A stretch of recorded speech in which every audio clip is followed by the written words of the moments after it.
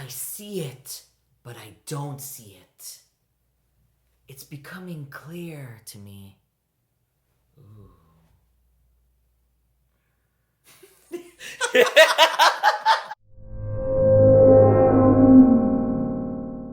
Good morning and happy Monday. We hope you enjoyed that skit. So, that was to lure you guys to see how we can adjust our focus.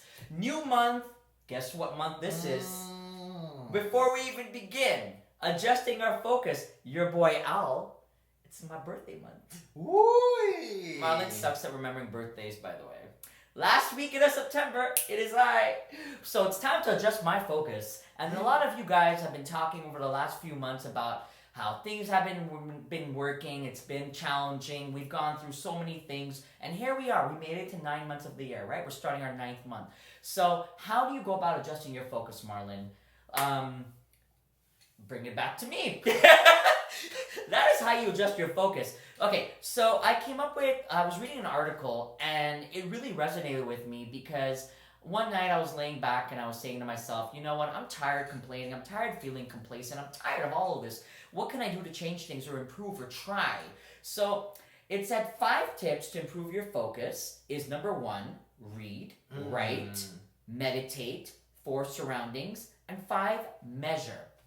So we pretty much know reading, right? Like if we start with the first one. I know Marlon's very popular about this whole reading thing because I just said it. I read an article, but I know you've read articles and sometimes you're surprised by certain things you discover in these articles. Because you think you knew one way and then you read something Right. and then you come out of it saying, I didn't even think of that perspective. So I always think that reading, right, when you read, it opens up your mind because you discover things, like Alvin said, that you never heard before, right? So when I read, I inform myself. I try to see, again, writers are people just like us, right? Some of them have a different perspective than what other people have a perspective. So when I like to read with an open mind so that I can see all perspectives, right? And then from that, my take is maybe this works for me, maybe not. I'll give it a try. And sometimes that helps me keep myself in focus because now I can do something that I never thought before. and if you don't try, how will you know? Exactly. You know, that's something that I still struggle with. And then 2, writing, because sometimes when you're reading something or someone's saying something, and I need to just walk away and just like write it out. Because sometimes like people that journal, I think you said you journal. I'm gonna tell you guys something. When I used to go to college, the teacher will just stand there and all I will hear is blah blah blah blah Yes. blah blah blah blah. As you guys know, I don't, we were just talking about this and we talk it in videos. I am not a person that I recharge my batteries by hearing people talk. That drains me. Social gatherings drain me. Him. Me, not Alvin. But that drains me and drains my energy. It's just my personality, is how I'm built. So that drains me. So with that being said, in a classroom setting, my classmates are talking to me. The teacher is just blabbing his way away. So honestly, I wouldn't get any of the information in my head unless I actually read and write, read and write, read and write. And that's how I became closer to like that's why I journal myself. I can look back and be like, wow, like 3 weeks ago I felt that way and now I'm actually feeling differently. And to add to Marlon, you bring back my memories from over 15 years ago here, to give my age away a bit. I froze very well. I think I did.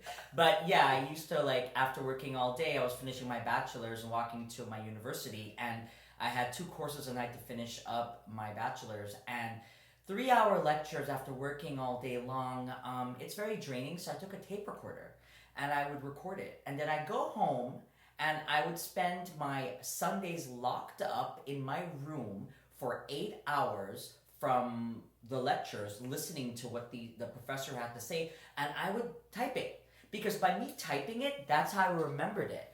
And I actually still have some of those recordings. So you gotta do what works for you, but it was draining for me. As much as I like social gatherings, remember it's the opposite for me. I'm kind of home all the time. Like all the time right now. But the point is, like, it's about a balance. So I could listen to someone speak, but it's like, what are you saying? What's the point? Let's get to it. So with that said, number 3, meditate. And I know that we've said this in past videos, but sometimes meditation is not just sitting in a room and trying to close your eyes and do kumbaya and think of Om and chanting all of that. Sometimes it's you going for a bike ride by yourself. Sometimes it's you going for a walk by yourself. Marlon, believe it or not, I remember when I first met you, you used to go, I don't know if it was running, jogging, walking, we're in your community, and you'd send me, one time you sent me this video that was beautiful of this stream, and it was this overpass, and I thought it was the most beautiful thing. But that's when your mind would calm down. That is when you would then come back to me and you're like, you know what, Alvin, I thought about whatever it was we were talking about at the time, and you just came back with a more calming outcome of everything, rather than the way you felt an hour before. You know? So, you want to add to that? No, just, again, do what works for you, right? Yes. That's all I have to key. say on that one. And then your surroundings. Marlon's mentioned this in some past videos, and so have I attempt. Your surroundings are key. If you feel drained by certain crowds or certain people, then why are you putting yourself in that situation? But I get it. If you're forced to deal with certain people that you don't want to deal with, then limit your interactions. Find different ways to communicate. It could be an email, but if you're forced to do it in person, keep it brief, get to the point, be respectful about it, be professional about it. That's what I have to say. Marlon, I hear the huffing and puffing.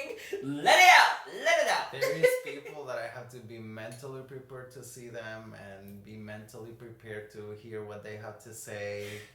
And I have to, keep it professional, keep it cool, keep it classy, right? But yeah, definitely your surroundings will affect you. And in fact, it's funny that we're talking about surroundings. I go to one of my best friend's houses, and he has like all of these paintings and these beautiful, orchids and like candles. Every time I go to his house, I just want to sleep. And he gets mad. He's like, then why did you come to visit me? I'm like, I can't help it. Like, your house just makes me want to sleep, brings me too much peace. So that, at least for me, even like the colors of your wall will affect you. Of course. It's the energy. I always believed in that.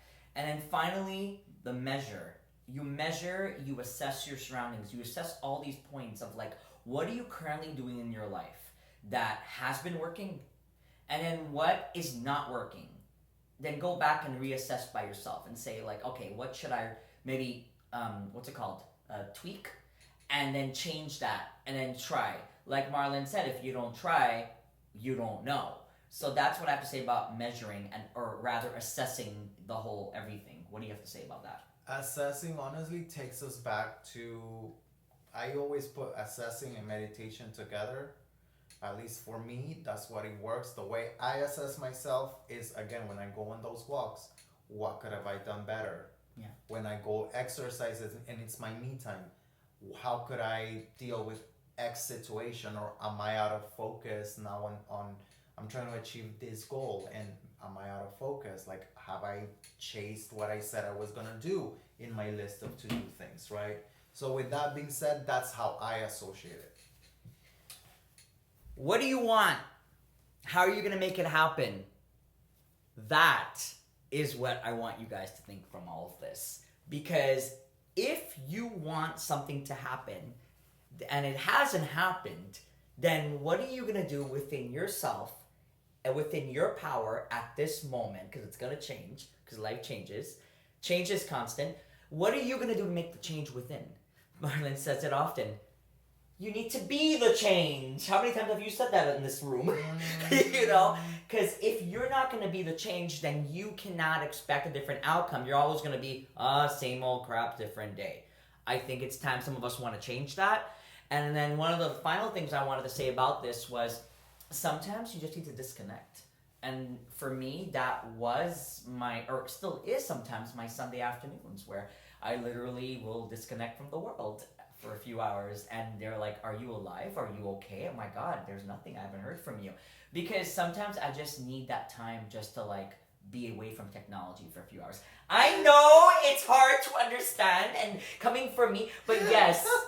Okay, so just so you all know, when I do that and I disconnect, people worry. I get messages later, "Are you okay?" Because they're so used to seeing something that he's alive. Man, Alvin will be posting stories about everything about the fly in the room. You know what? I could continue this, but I'm gonna go meditate now, okay? So, with that said, we hope you've enjoyed this video. Some people will be teaching a lot of lessons after this video. Yes! And stay tuned to my future post that's coming on my story later, guys, because y'all know I'll be posting. Yes! Yes! No comments, guys. Love you, and we'll see you next week. Let us know what you think of this video. Like, share. We'll see you next week. Marlon's gonna catch his breath now, and a little walk we're gonna take now. Bye!